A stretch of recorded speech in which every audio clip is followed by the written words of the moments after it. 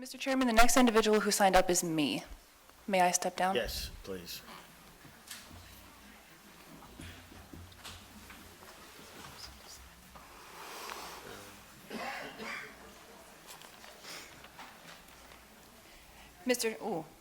Too tall for this. Mr. Chairman and members of the board, my name is Emily Mounce, and I'm your deputy clerk, 220 North Commerce Avenue. I come before you today as a tax-paying citizen of Warren County who is in support of the proposed real estate tax rate of 65.5 cents. Of course I am. In August 2015, we purchased a home for $181,000, which was actually slightly above the assessed rate in 2015 of $174,100. Through the 2019 reassessment, our home's value increased to $203,500.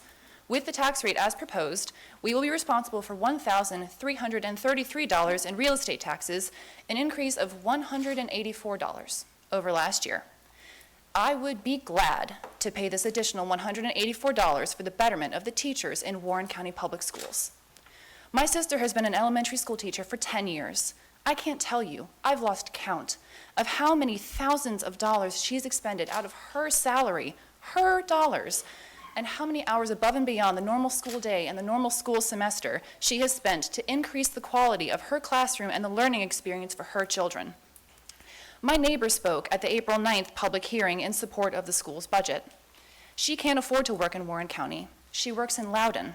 As a result, she can't pick up her son from the bus stop, but he is so dedicated to his education, he walks 2 miles up Blue Mountain Road every day. My boyfriend has actually given him rides several times up the mountain. If my extra $184 can contribute to the creation of a better environment for her son and for other children in my community by helping qualified, experienced teachers stay in Warren County, or perhaps teachers like my neighbor to return to Warren County, I am happy to pay. When I first moved to Warren County, I was looking forward to beautiful mountain views, a small town pace, and neighborly people after living downtown in a city for nearly 3 years. However, as I sat in the budget public hearing on April 9th, and as I've sat here tonight, I've listened and watched as my colleagues, those I respect with the utmost sincerity, as they were demeaned, cursed, booed, mocked, belittled, laughed, and jeered at by many of the speakers. Men and women have been cheered and applauded for cruel words and vicious comments. It is heartbreaking to see over 50 years of collective public service experience thrown callously aside and replaced with animosity and paranoia and venomous hatred. I heard comment at the public hearing that there is a bullying problem in our public schools. I don't know if this is true, but I do know children look to their parents and the adults in their lives to develop skills on how to react and respond to situations. And from what I've seen, heard, and read over the past few months, there is undoubtedly a bullying problem among the adults in our community as well. I recognize most of these faces who spoke on April 9th and so far today as parents, longtime residents, and regular church attendees, individuals who most would turn to for words of comfort during trying times. Instead, my fellow citizens, my neighbors, have been screaming and pointing and blaming without seeming to pause and to listen to how malicious they sounded as they spoke to their brothers and sisters in Christ, their fellow human beings. We have not loved our neighbors as ourselves. We have not been quick to hear, slow to speak, and slow to anger. We have not been kind and compassionate to one another, forgiving one another, just as in Christ and God has forgiven us. For the greatest of these is love. But I've gotten slightly off topic. I heard comment on how Warren County public school teachers maybe need to undergo an attitude change because teachers in the 1970s didn't complain about making enough money. Here are a few statistics from the National Center for Education Statistics, the Virginia Department of Education, and the Census Bureau. The average teacher salary in Virginia in 1970 was $8,070, and the median home value was $17,100. As of July 1st, 2017, the average teacher salary in Virginia has increased by 604% to $56,861, and the starting salary here is $43,000, by the way. It's lower than the average.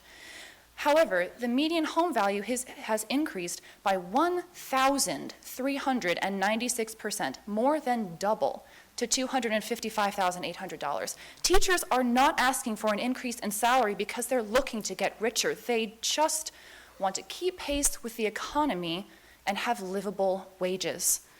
I have witnessed firsthand, as your clerk, how much careful thought, consideration, effort, and time has been put into the creation and meticulous review of this budget, as well as the decision to propose the tax rate of 65.5 cents, not just by the board, but also by department heads, constitutional officers, representatives from outside agencies, Andre Fletcher, Doug Stanley, Connie Oden, Carolyn Stimmel, and other dedicated county staff.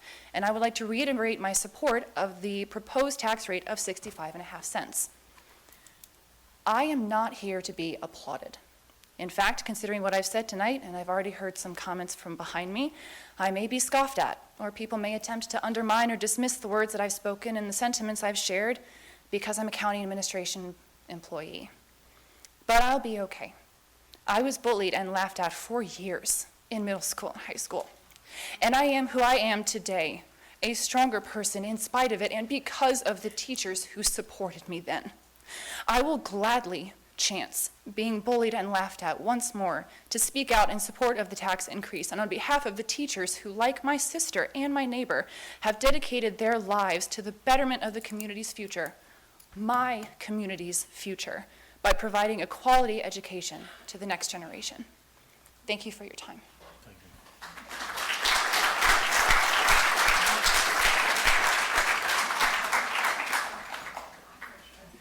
Mack Hobgood.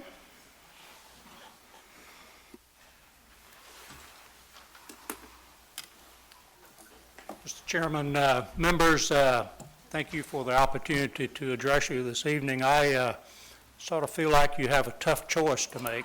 You're at a crossroads, sort of like Mr. Marlowe said. You have a tough choice, and it's a crossroads, and it's a difficult decision. Can you have your name and address, please? Yes, Mack Hobgood. I'm at 157 Carse Valley Road, Front Royal, Virginia. Thank you, Mr. Chairman. Thank you. So, I thought about this a lot, and I thought about your position, and I thought about our situation in our county and some of the issues we have right now. And I think your decision is made more difficult because we have these other issues.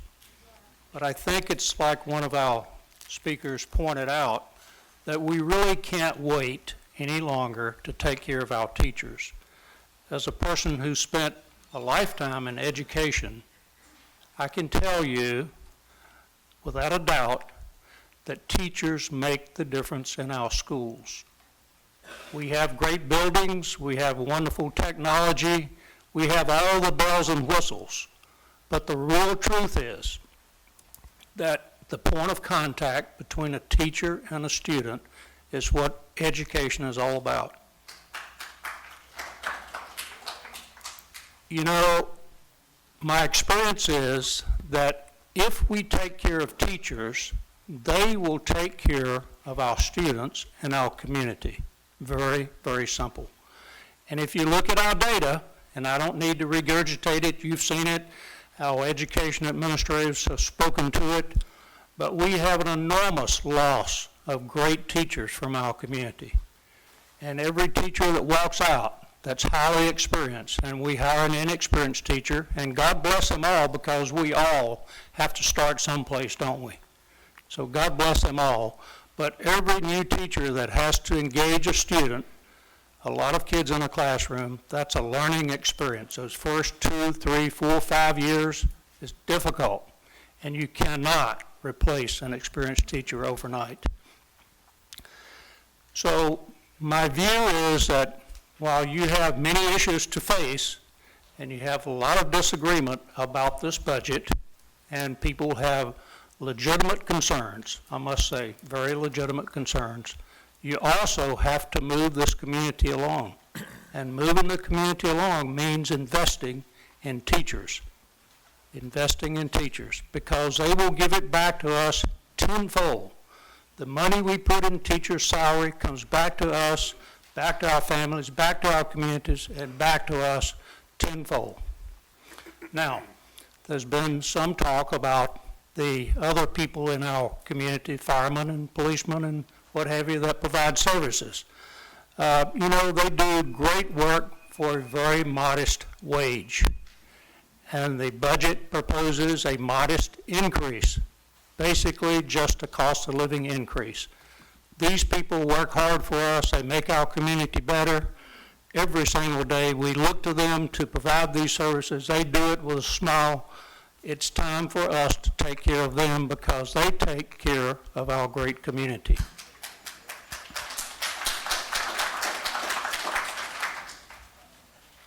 Again, I know that you're at a crossroads, and none of us in this room, not one single person, including all of you, would like to pay more taxes. That we're all sure of.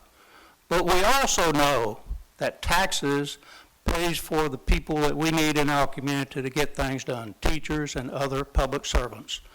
I would implore you to take the long view, as my friend John Marlowe said, take the long view and approve this budget so that we can get on with continuing to make this community better. Thank you so much. Fern Vasquez. Fern Vasquez. I'm at 120 Gloucester Road here in Front Royal. Good evening, and thanks again for the opportunity to address you here. One of the advantages of being like maybe 20-some odd on the list is you find that most of the people have already given your speech and maybe have done it even better. But there are just a couple things that I would like to say. Mr. Carter, I would like to address you directly. You've been kind and generous in giving your time. I now am in the possession of several big binders of the budget. Yeah, kind of like that. And we've had a chance to go through it. We have looked at it. I've looked at some other things as well, and I have some questions for you. One of the issues that it disturbed me a lot yesterday is that Melanie Salins mentioned your conversation on the phone. And we have been, what our concern was, is that we look at the budget carefully, find out where there are duplicative services, find out any areas of waste that we could make things more efficient. And I think your response to her was, well, here's what we're going to have to do. We can't, without the tax increase, we can't raise any of the teachers' earnings, and we're going to have to go in and really slash the budgets of those agencies that provide services to our most vulnerable citizens. And I found that to be a little disturbing just because of priorities, and I have worked in social services in my life, and I know what it means to have some of these services cut. So one of my concerns, and I'm going to try to spell it out in much summary form, is that in looking at the budgets and reviewing the situation here not only in Front Royal but in Warren County, one of my concerns is that some of the budgetary problems may come from bad decisions that were made earlier. This has partly to do with the EDA debacle, which I'm not even going to go into because we've addressed it many times, but also the purchase of many, many properties. Several of these have been referenced, so I won't go back through them again. I have in my hand here a list of the properties owned by Warren County, EDA, the town of Front Royal, or a combination thereof. And here's what I'm leaving you with: a question. Why are we purchasing all of these properties with the servicing of the debt that goes with it, with the maintenance that goes with it? Why is there not a problem when we have a lot of properties? We're not in the property business. And how does that impact our budget and the ability to meet the needs of our county? This is the question that I have, and I leave with you, and I'm hoping that someday you can answer. Thank you.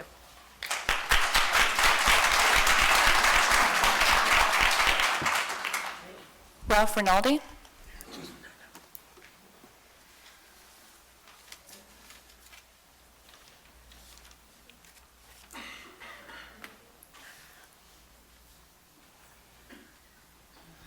Mr. Chairman, board members, my name is Ralph Rinaldi. I live at 4725 Howesville Road Front Royal, Virginia.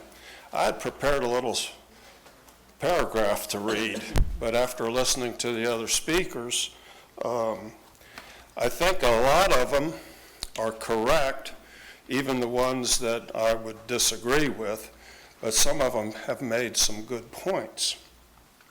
As far as the teaching situation, a first-year teacher, and I retired out of Fauquier County Public Schools, a first-year teacher comes into the classroom, they know their subject matter, but they don't have their classroom management down pat.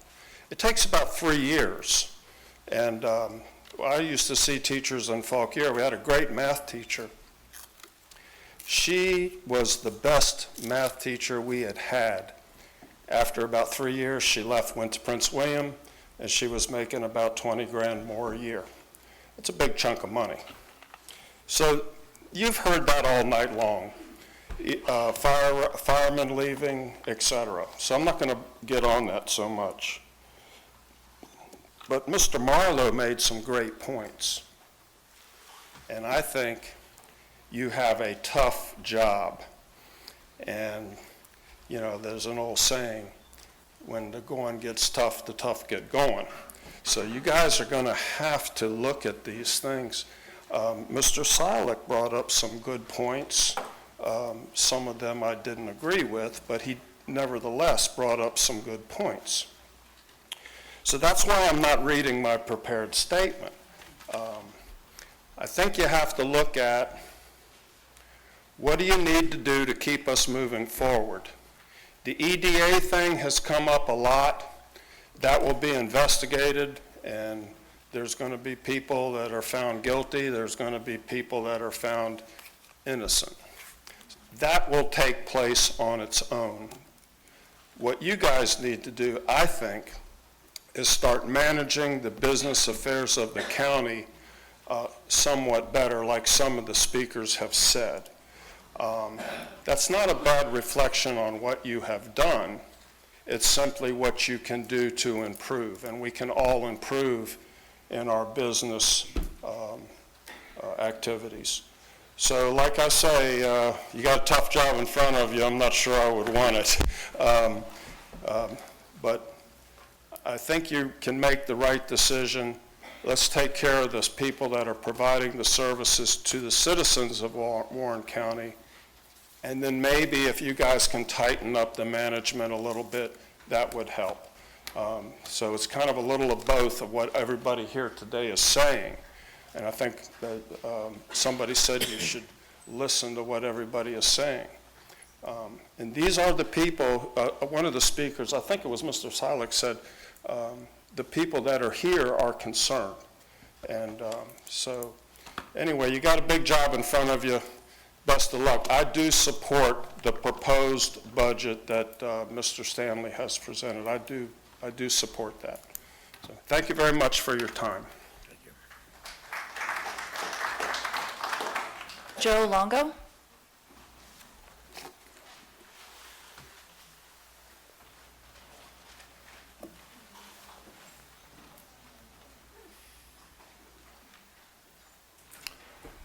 I'm Joe Longo. I live at 195 Old Oak Lane. I've lived in this community for 25 years, and I want to say that I've seen some really wonderful things that you guys have done over that 25 years. And so I'm here to support the budget, number one. When I moved in our community, we couldn't get fire trucks into houses in our community. And with your guys' help, we can now do that. There's not a place in the community that I know of where we can't get a fire truck to. The sheriff at that time refused to bring his cruisers into our community. He called the roads that we had creek beds, and he wasn't going to drive his cruisers up those creek beds. And without your guys' help, I've worked in a lot of different capacities in this community, and I work closely with some of you guys, and I think a lot of the criticisms are really unwarranted. I don't know, maybe they're true, but from what I can tell, from what I've seen happen in Warren County over that 25 years is you guys have done a pretty good job, and I appreciate it. The one thing, I work for the school system in Frederick County, and we've had a tough time as public employees over the last 10 years. From what I'm reading in the paper, this is the best economy we've had in this country in 50 years. This is the time to catch up. You know, this is not the time to go back. This is the time to catch up. I mean, there's been people that have quoted the cost of living information and things like that. We keep getting further and further behind. The people that are picking up the trash and fixing the things that are broken and touching the things that are too nasty, those people deserve to have a life too. And it's up to you guys to make sure that they can do that. And I urge you guys to be the ones that be responsible. I support your policy of not speaking, you know. It's there's been times when I thought that was a bad idea, but in the heat of the moment, bad things can be said. It's a good time. It's a good thing to think about the questions that are asked before you respond to them. Thank you. Thank you.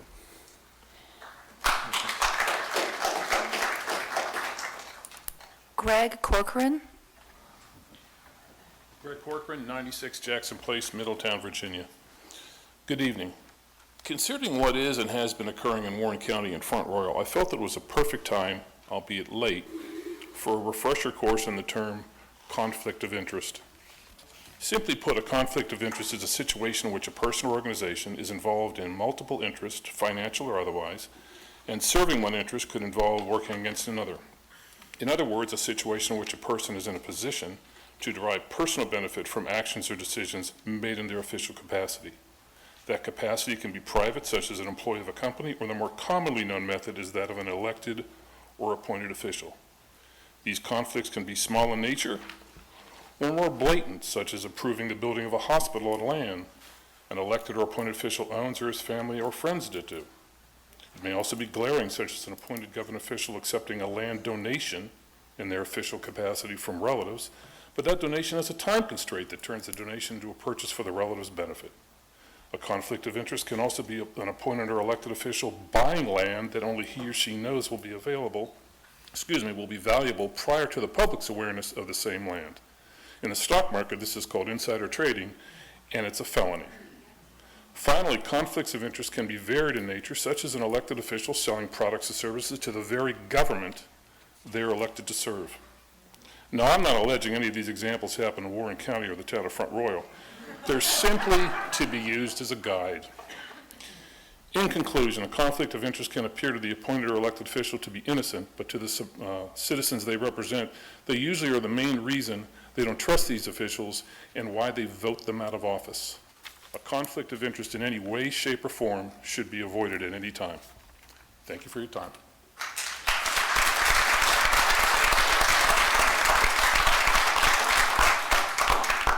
Melanie Salins.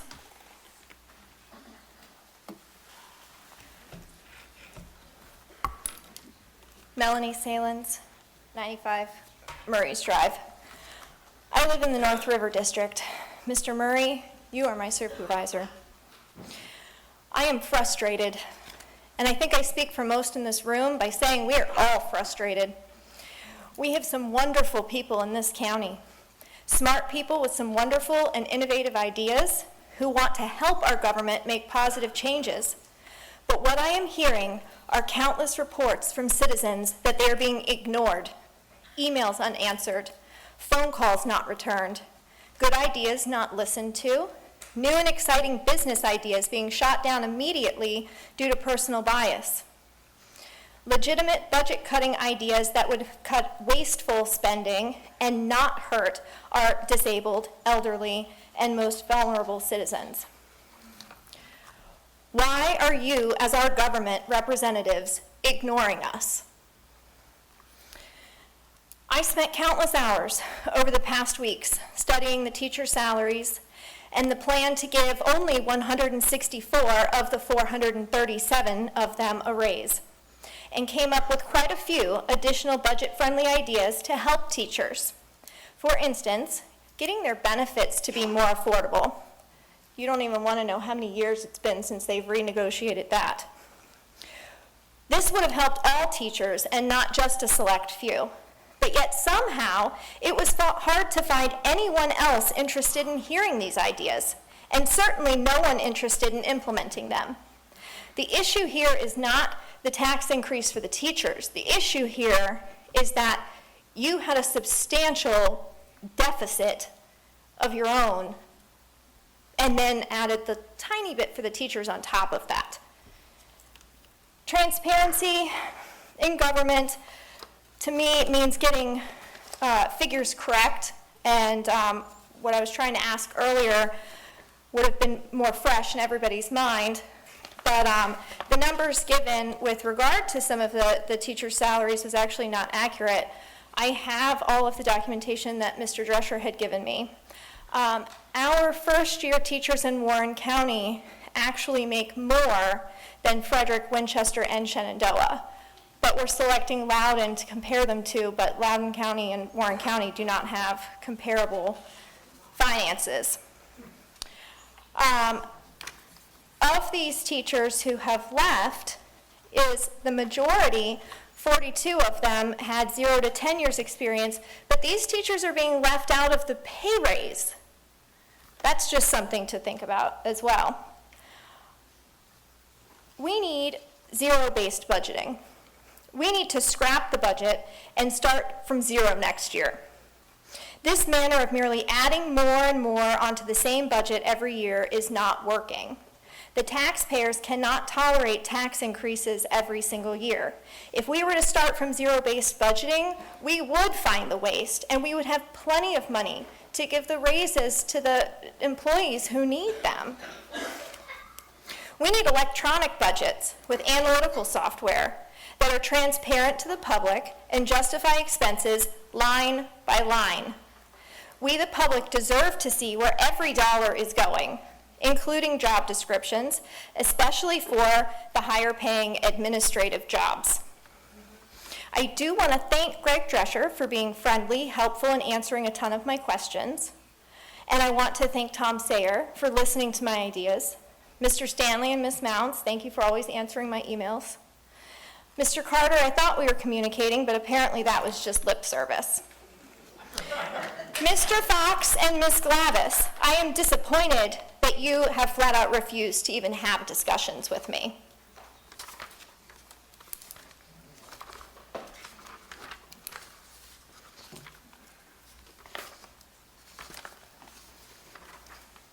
I want you to look around. The world is changing. The public is getting fed up with business as usual, and our trust in you is gone. Mr. Murray, at a previous meeting, you compared a group of concerned citizens to a murderous cult. Talk about bullying. Unacceptable. I cannot stand politics, but I also cannot see you run without opposition.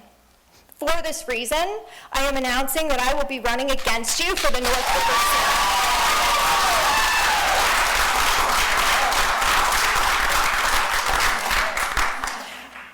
But I also welcome that if there's anyone else out there better qualified than I am who wants that seat, please let me know. But Mr. Murray, you cannot be allowed to run unopposed. Thank you.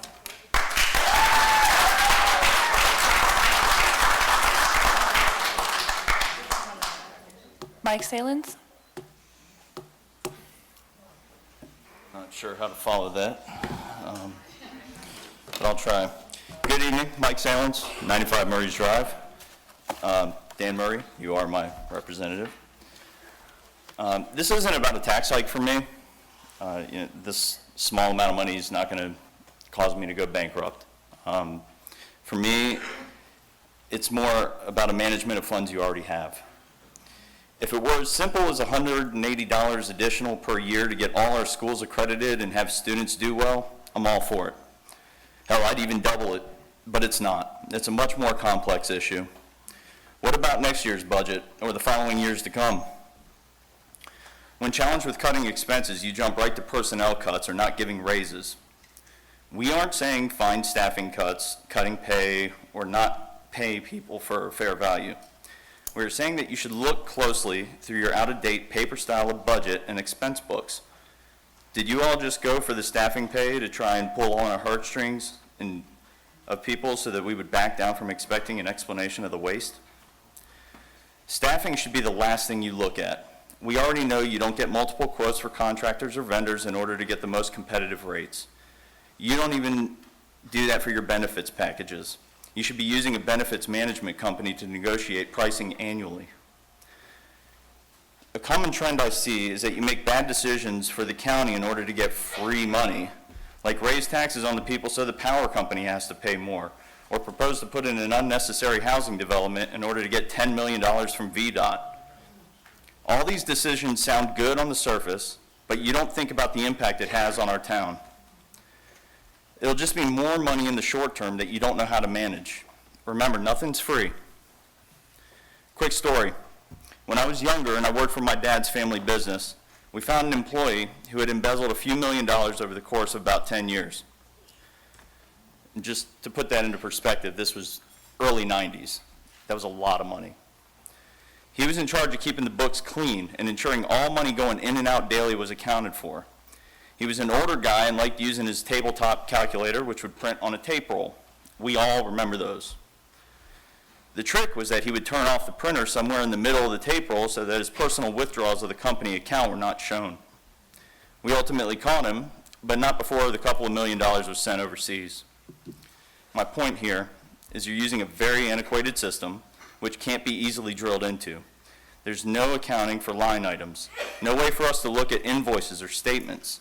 I tried going through this disaster and have found a few $100,000 of line items that don't add up, and that was just the school budget. There's your teacher raises. If I were able to drill into the line items, I would bet I could find a lot more waste, as well as things you allot money for, which aren't even being used. What do you do with that money that's not used? Does it go back into the budget, or, where does it go? I know how government typically handles that. It's use it or lose it. Makes me wonder what I could find if I actually had a detailed and complete budget to go through.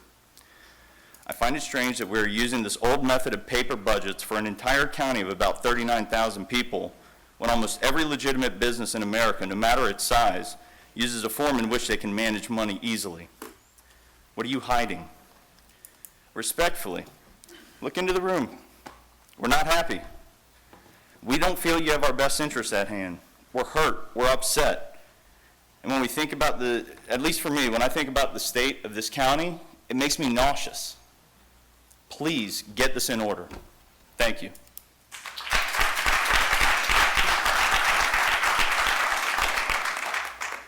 Gary Kushner.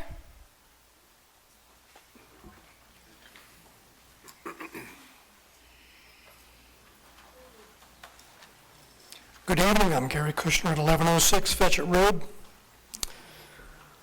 At last month's public hearing, you heard many citizens weren't pleased with the proposed budget and the proposed tax increase. Considering that the real estate tax rate had been raised the past 5 years, and that up to $750,000 had to be allocated to investigate EDA shenanigans, many felt that more spending was not advisable at this time. The exception might be pay increases for teachers, but cuts should be found to fund that issue. I wonder how many of you know what the schools pay substitute teachers. They're expected to come in and do the exact same job the full-time teacher does. Well, they pay them $65 a day with no benefits. That's slightly over $8 an hour, which is barely above the minimum wage. That's a pretty sad state of affairs. And then they wonder why it's hard to find substitute teachers. A substitute teacher in this county can work as many days as they want. For $65 a day, I wouldn't be doing it. I heard statistics from the original presentation about the teachers that had to be replaced at the beginning of the year. I think it was at 72 or something. But we want truth in advertising here about those numbers. Those teachers didn't all leave because of salaries. There were a bunch of retirements. There were people whose families moved out of the county. There were teachers that decided to start a family. So let's be honest in these numbers that we're throwing around. Let's not exaggerate the problem. It's bad enough as it is. My understanding is that the Warren County Coalition Group was advised that this board is proposing cuts to Blue Ridge Opportunities, the Shenandoah Area Agency on Aging, the Northwest Community Services Board, eliminating the county staff COLAs and some sheriff's vehicles. If that is true, while the COLAs and vehicle cuts may be reasonable, I'm concerned with the other proposed cuts. I believe that there are two possible reasons why they were proposed. One, it could be that the board considered such reductions would not materially affect services to a population of vulnerable citizens. Or two, the board wanted to propose onerous cuts and hope the citizens would object and thus be more amenable to accepting the original proposed tax rate. If this board felt that reducing services to the most vulnerable of your citizens was an acceptable solution, then that would represent questionable judgment. If the proposed cuts was a political gambit, then that would be troubling as well. But instead of just criticizing this board's proposal, let me try to offer advice on how to solve some of this, where we maybe can save some money or address the shortfall. First, I think Mr. Stanley mentioned in his presentation, the across-the-board cuts ought to be considered. Everybody gets a little bit of pain. Second, look at where budget increases occurred in several prior years to identify things that were absolutely required rather than nice to have. An example would be that last year, increased funding was allocated for the opioid crisis and resource officer for some elementary schools. Well, my perspective might not be popular. People choosing to spend their limited money on drugs to obtain, shall we say, a more pleasant perspective on life, and then putting their life in jeopardy while doing so is not my problem. In fact, maybe narcotic overdoses is nature's way of protecting the gene pool. So I'd support eliminating that prior funding increase. As for the resource officers, this was purely an emotional response to the tragic high school shooting in Parkland, Florida. We all know that. Other school shootings are equally as disturbing, but they don't happen at elementary schools. School shootings are about disgruntled, troubled students seeking revenge, not outside adults attacking a vulnerable population. Resource officers in elementary schools is a feel-good measure rather than addressing a real threat. Eliminating the resource officers in elementary schools would produce a substantial savings. A lot of money is in positions. Plus, since only a handful of resource officers remain in the middle and high schools, we could eliminate the resource officer supervisory position as well. In challenging times, we need to manage with our heads, not our hearts. When you have challenging financial times, you don't fund new initiatives. So I'm not in favor of this list of new projects Mr. Stanley referenced in his presentation. Finally, I'm sure there are citizens like myself who would be willing to assist the board in future years in budget preparation efforts in hopes that we can continue to strive for a limited and affordable government. Thanks for listening.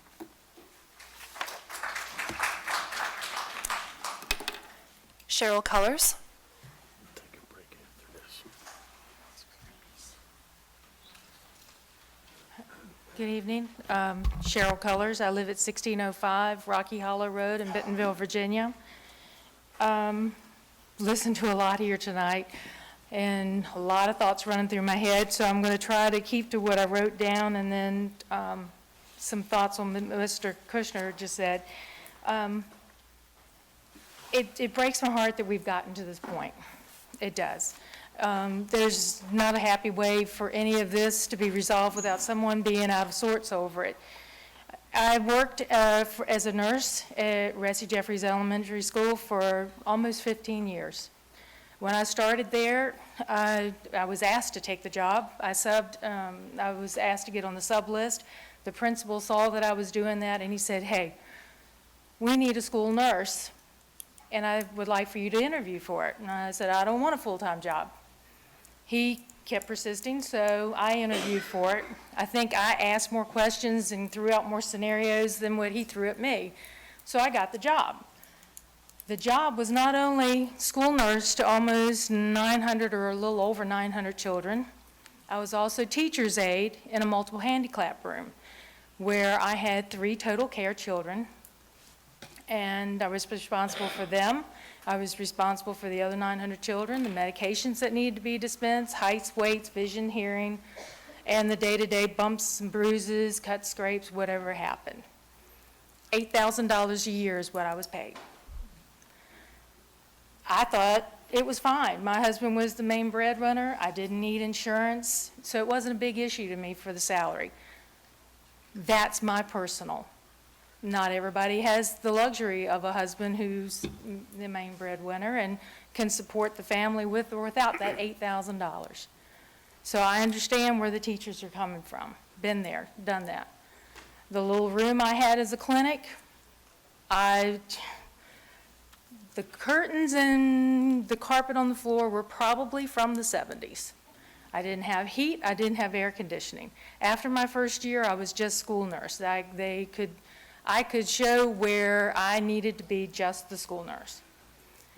So I ripped up the carpet, I took down the curtains, I painted the room, and the school board was nice enough to put new tiles in for me. I did it because that was my place. I took pride in it, and I wanted to do that. I had one caught, and then I went over and stole one from LFK, because they had a whole bunch.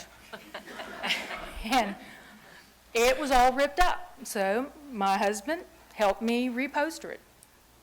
We paid for it out of pocket. I kept a running tab with the cafeteria so that when a child came to me and said, I don't have lunch money or I don't have breakfast money, I'd write a note, give them, because not everybody likes peanut butter and jelly, and if you don't have money, you get a peanut butter and jelly sandwich. And on pizza day, that's a very upset child. I took clothes in because kids have accidents and we needed clothes. I didn't mind doing all that. And I'm not saying all this for anybody to give me a yay or clap or anything. I'm just saying I did this and a lot of the teachers I worked with did it too. Resource officers in school. My office, and I didn't think that much of it because I'm not one who worries about myself a whole lot. I worry about everybody else, and I don't give myself time to think about me. My husband worried about it on a day-to-day basis because the first thing you saw when you walked into Ressie Jeffries was the clinic. I liked it. I was where I needed to be. I was very visible, and I liked being visible. You can't get accused of doing something if everybody in the world can see what's going on where you're at. I was in a fishbowl. But I was also going to be the first line of fire for anything that came through the door that someone wanted to make an issue of. And I can tell you at a K-5 school, even I was amazed at how many times that I was verbally abused, verbally attacked, and almost physically attacked. Not only by the students, but by parents. So I am glad they have resource officers. It's very much needed. I hope they never need it beyond what they're using it for at this point. That being said, it disheartened me to see the things that were looked at to make budget cuts. When I sat here and I thought about it, and I thought, we're hitting areas that always causes a knee-jerk reaction, and people are like, oh no, we can't cut those. So I want to tell you a little story about a little girl that was born May 16th, 1982. She was one of 5 other siblings, ages 4 to 18. And She died on January 23rd, 1995. She was 12 years old. She was found naked by the Shenandoah River in Clark County. She weighed, at 12 years old, 51 pounds. And the analogy was she looked like a Holocaust victim. Her parents had locked her in a room, not fed her, and beat her to the point they killed her. Neighbors had seen her eating out of a dog bowl. Her name was Valerie Smeltzer. Repeated calls to DSS had been made, not only from our county, but from surrounding counties. She was living at Middletown when she was killed. We cannot take away money from a system.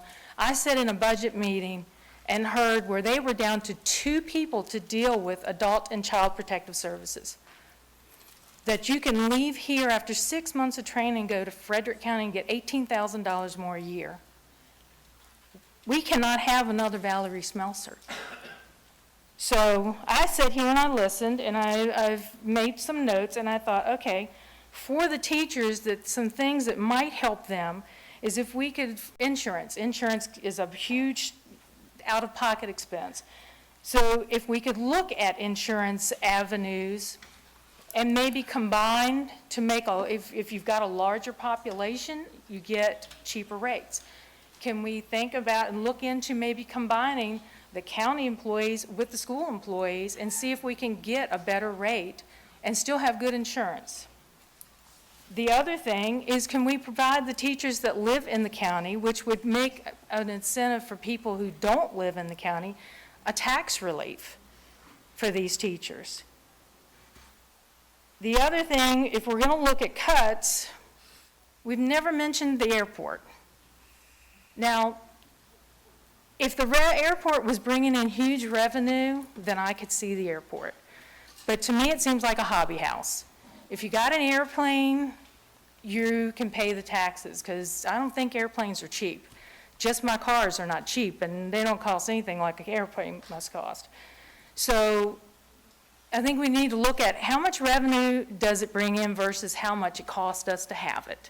And if it's more, then that's something we need to look at. Take that away before we take away teacher raises, DSS, and those kind of cuts that are gonna hurt human services. Improvements at the way station. I saw in the budget where there were 2 buildings, over $400,000 apiece.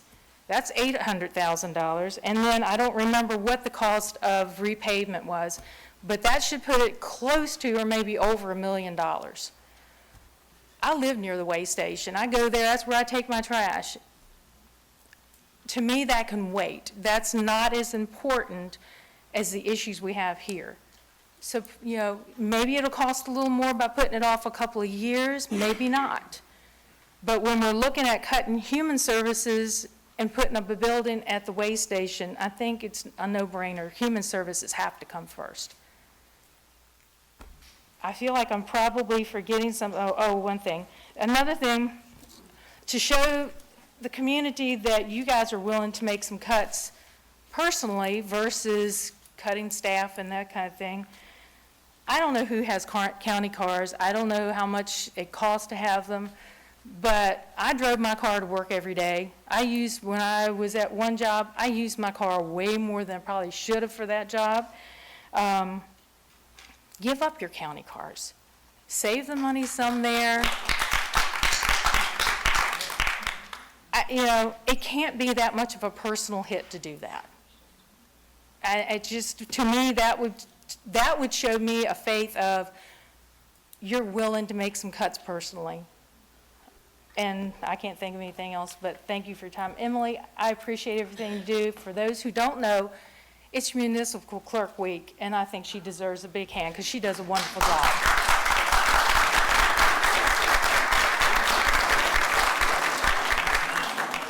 Ms. Mounce, we're going to take a 5-minute break. Oh. We're taking a 5-minute break. It's 10 minutes over 2 hours. It's time.